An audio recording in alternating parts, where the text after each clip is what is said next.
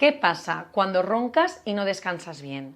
¿Sabías que detrás de tus ronquidos puede haber cansancio crónico y accidentes al volante? Roncar va más allá de un simple sonido. Cuando el sueño se ve interrumpido, tus niveles de energía y concentración bajan drásticamente. Imagina conducir con fatiga, cansado.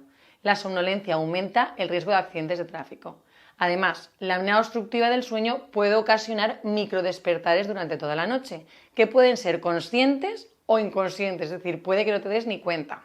Si te notas sin fuerzas incluso después de 8 horas de haber dormido, tal vez estés durmiendo, pero sin un descanso real. Por tu seguridad y por la de los demás, síguenos para más consejos. Comparte y guarda este reel y revisa si tus ronquidos ocultan una apnea y recobra tu energía.